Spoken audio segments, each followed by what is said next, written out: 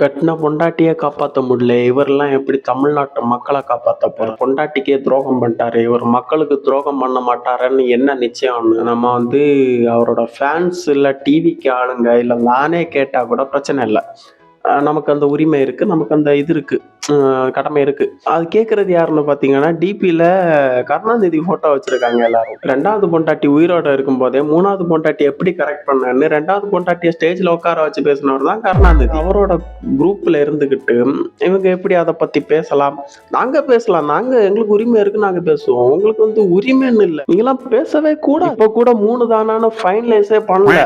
ஏன்னா திமுகல பெரிய பதவியில இருக்க எல்லாரும் ஒரே மாதிரி தான் இருக்காங்க. ஸோ விஜய் கெட்டவர், விஜய் கெட்டவன், விஜய் பொண்டாட்டிய பார்த்துக்க வக்கில்லாதவன், விஜய் குடும்பத்தை பார்த்துக்க முடியாதவன் அப்படின்னு நிறைய பேர் பேசிட்டு இருக்காங்க. ஸோ நீங்க திமுக ஓட்டு போடுங்க, மு.க. ஸ்டாலினுக்கு ஓட்டு போடுங்க. அப்படின்னா நீங்க பாதி பேர் சொர்க்கத்துக்கு போயிடலாம், பாதி பேர் வாழும் போதே சொர்க்கத்தை பார்க்கலாம். தமிழ்நாட்டுல அவ்வளவு பிரச்சனை போயிட்டு இருக்கு. அவ்வளோ ரீசெண்டா கூட ஜாதி வன்கொடுமை, அந்த ஜாதி கொலை, ஆணவ கொலை அதெல்லாம் நிறைய நடந்துட்டு இருக்கு. இவர் இரும்பு கரத்தை எங்க ஒளிச்சு வச்சிருக்காருன்னு இன்னை வரைக்கும் கண்டுபிடிக்கல. தமிழ்நாட்டு சட்ட ஒழுங்க இவர் கையில தான் இருக்கு.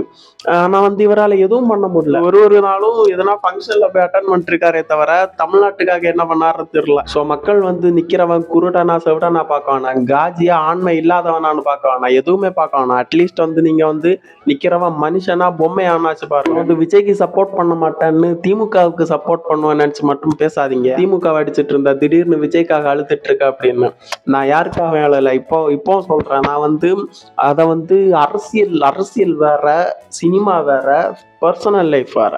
ஸோ இதை நம்ம தெளிவாக தெரிஞ்சுக்கணும். பர்சனல் லைஃப் வேறு தான், அது வேற விஷயம்.